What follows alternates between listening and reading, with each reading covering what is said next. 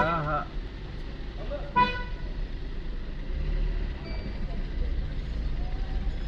होते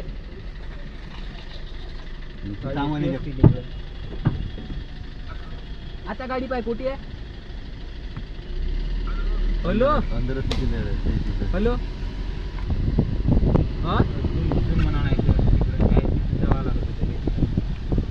हो मग इकडं वरे आलो